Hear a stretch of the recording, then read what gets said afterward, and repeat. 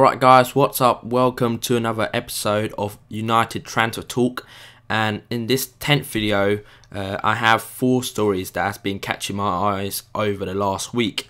And first of all, I have to say sorry for not getting back to you guys on Friday.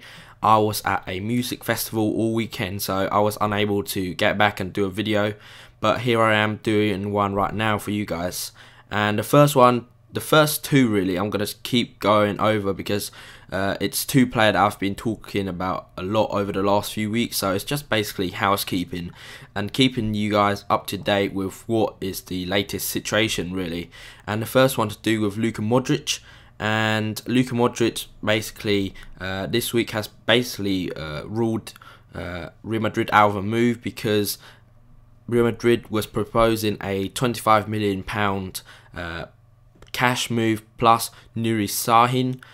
However, Nuri Sahin has rejected that kind of like move and basically thrown the deal into kind of almost a limbo state. So it has reported that Real Madrid has basically gone cold on Modric, and basically the deal is almost off because Real Madrid, they don't really want to pay the £40 million straight to Tottenham for Luka Modric, rather than they want to offload some of their players without building so much on their wage cap, because, you know, as you guys may know, the FIFA financial fair play is about to go into kind of like plan, and every club has to comply into that kind of policy. And Real Madrid, they can't be spending as much as they have in the past, where they basically got their Galactico kind of squad and just been adding player after player, and now they have to really strain back and look after their wage packet. So Luka Modric,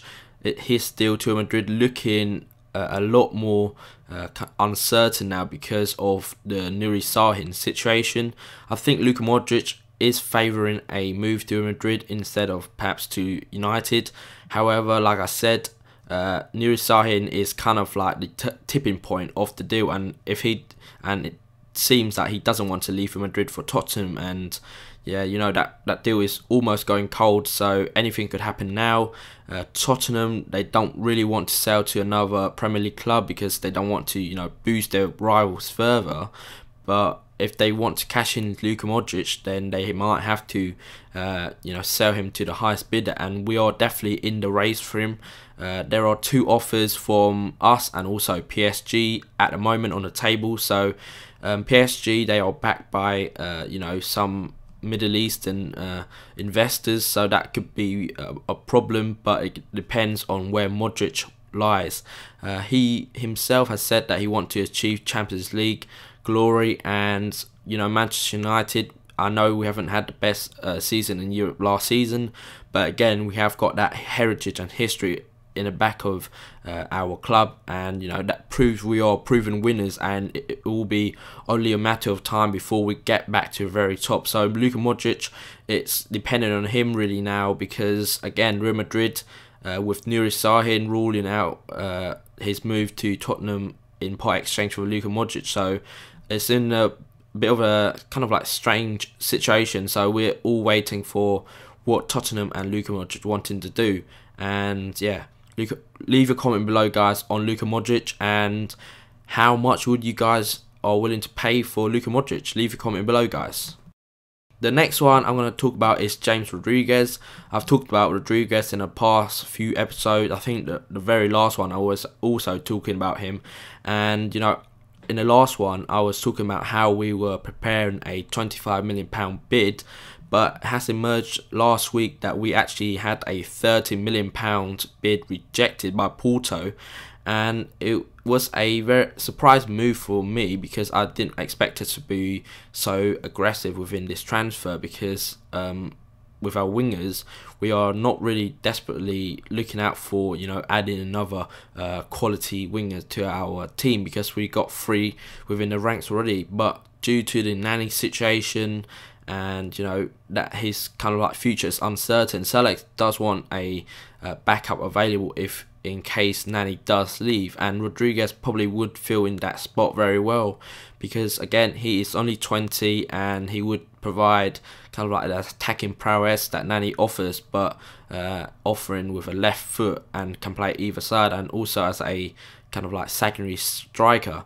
And Porto rejected the £30 million bid just because Rodriguez has a £40 million release clause within his contract, and that clause was actually inserted into his contract last summer. And although he has a long way to go on his contract, £40 million does seem a lot in my opinion, and I'm not sure if it will be worth a risk at 40 million. 30 million is already kind of like almost a bit too expensive in my opinion, because he is unproven. Although he has the potential to be a great player, like I said, he is unproven in Premier League, and we would be taking a very kind of like high risk maneuver in purchasing Rodriguez for £30 million.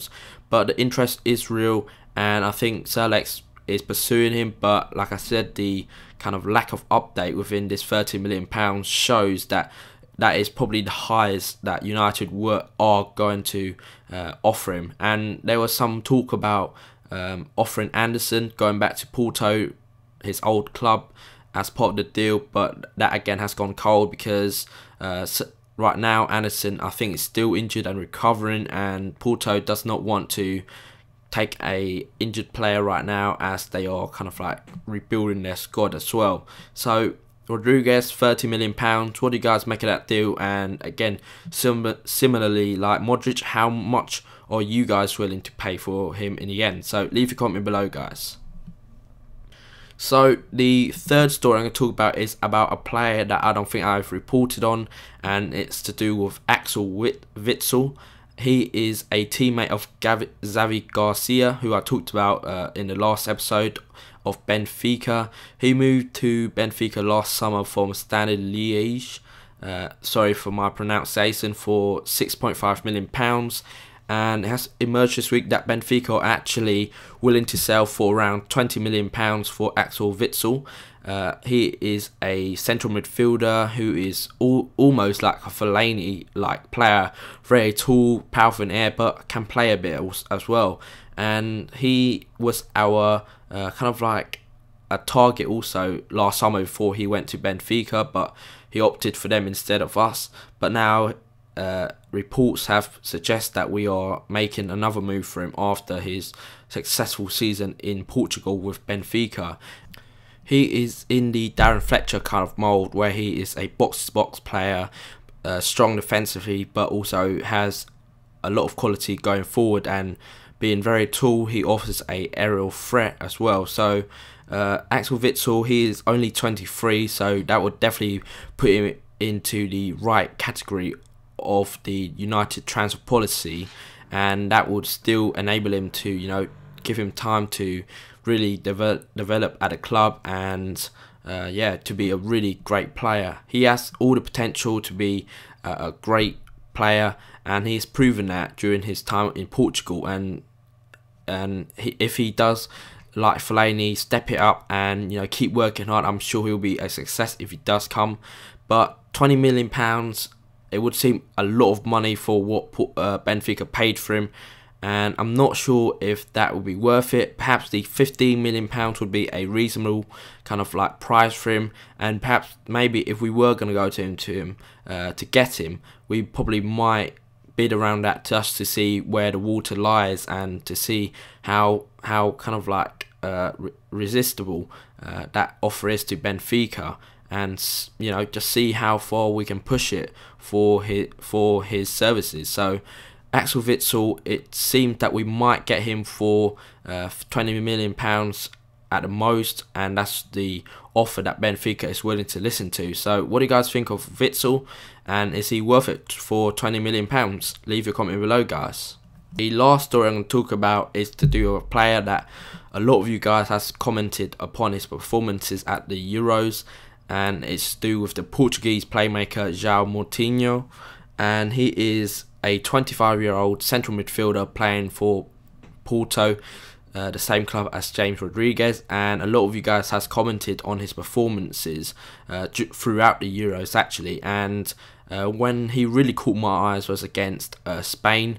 His tenaciousness and like kind of like determined nature against the likes of Xavi and Iniesta was really impressive, and he is in the same mold as Xavi really, you know, 5'7", and you know, a great ball player, but also has that kind of like star quality that is needed to operate within any midfield.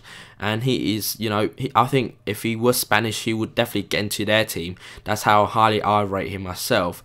I was surprised to find out that he's only 25 years old, because it seems that he's been, you know, covered in the Premier League for ages now, and that shows how long he has been around the game. So he has a lot of experience already, but still he is not at his peak. And you know, in a few years' time, if we do get him, we probably see all of that, and that would be a really great signing if we do get him. And the deal probably might be around £25 million, and we probably have to compete with Tottenham because of Andre Villas-Boas. He was the Porto manager, and he probably want to make his stamp on the Tottenham team, and would want to buy Moutinho, who was an integral part of his Porto side that won the Europa League a few years ago. So Villas-Boas, is understandable why he would go for Moutinho, but he was really impressive at the Euros, playing especially against Spain and the midfield, and he almost kind of like outplayed him at times. But Moutinho, a lot of you guys was impressed by him as well, and £25 million does seem reasonable in my eyes, compared to perhaps Luka Modric for £30 million. They are basically the same age bracket, and would prove, you know, equally as good if both one of them come. Then, you know, you're not going to lose out a lot on each other. So what do you guys think of Moutinho, and would you pay £25 million for him? Leave your comment below, guys. So that brings it the end of the 10th episode of United Transfer Talk. And if you like this video, guys, please rate, comment and subscribe. And you know, again, I'll give a shout out to the website, where if you guys have any articles that you want to send me, the first article I published was from JS, and he wrote an article talking about Michael Carrick, and it's a really good article, and I recommend it to you guys to go over to the website and check it out for yourselves. So again, if you want to write any articles, please send it to me at ManUnitedDaily@gmail.com, and yeah, I'll read it over the article, and I'll probably publish it within a couple of days. So that's another shout for you guys out there who are bidding to be writing, you know, for fun as well. So please do that if you are interested. So thanks again for your support and kind messages out there, and I'll see you next time, guys.